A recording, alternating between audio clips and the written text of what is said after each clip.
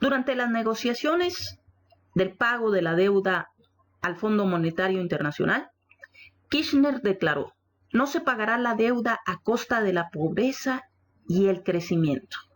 Y efectivamente así sucedió. Además de la acumulación de reservas y del desendeudamiento, el gobierno se propuso estabilizar y recuperar la economía mediante una fuerte inversión del Estado.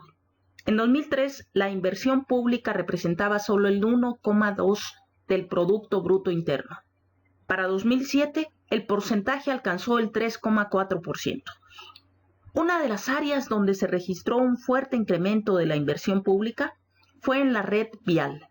Mientras que en 2003 no llegaba a los 500 millones de pesos por año, en 2007 superó los 3.500 millones.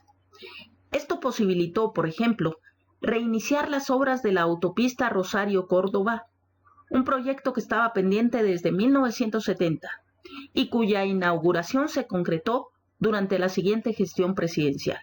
La cuestión energética fue otro sector asumido como política de Estado. Se revirtieron las políticas privatizadoras de la década de 1990. En 2004, el gobierno creó Energía Argentina Sociedad Anónima, ENARSA, una empresa estatal dedicada a la explotación y comercialización del petróleo y gas natural, además de la generación y distribución de electricidad.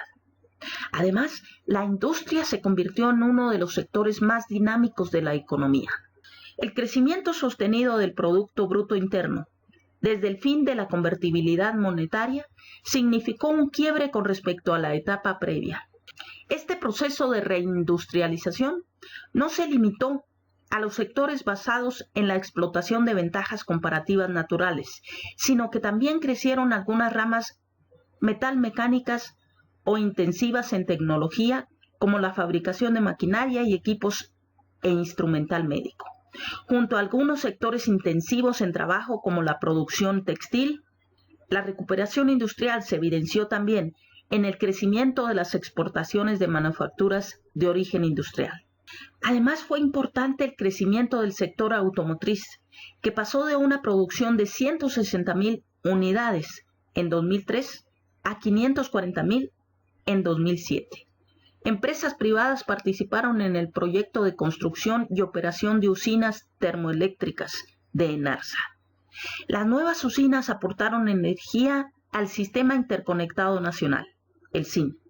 La reconstrucción de la autoridad presidencial. Néstor Kirchner asumió la presidencia en un contexto de profunda crisis económica y social.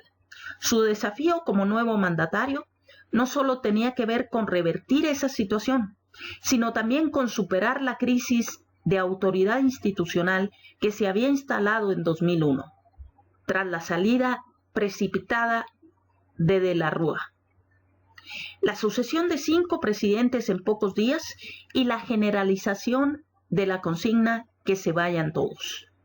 Pese al escaso caudal de votos que había obtenido en las elecciones de 2003, Kirchner logró reconstruir la autoridad presidencial.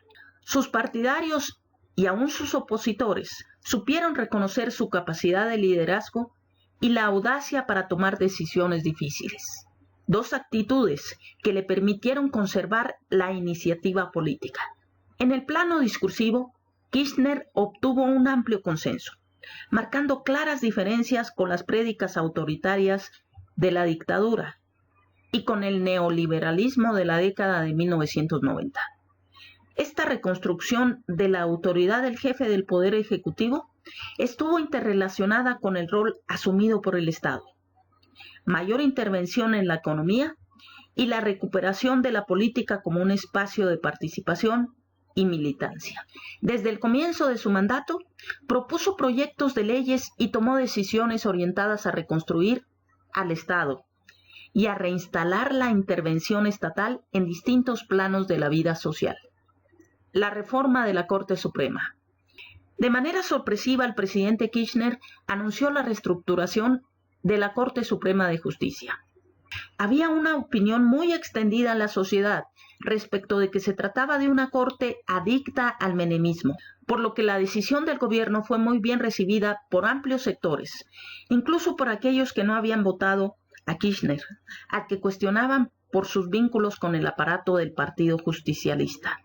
La noche del 4 de junio del 2003, a muy pocos días de haber asumido, Kirchner utilizó por primera vez la cadena nacional y pidió al Congreso que pusiera en marcha el mecanismo de juicio político contra algunos miembros del máximo Tribunal de Justicia.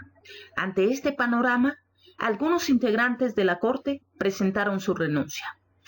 El 19 de junio, el presidente firmó el decreto que estableció mecanismos de transparencia e idoneidad para la designación de los futuros ministros de la Corte Suprema.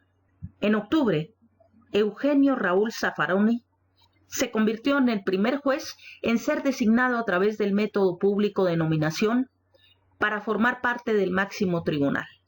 Con la designación en 2004 de Elena Hayton de Nolasco y de Carmen María Argibay, se cerró una etapa en la que los miembros de la Corte fueron exclusivamente varones, casi todos católicos y de pensamiento conservador.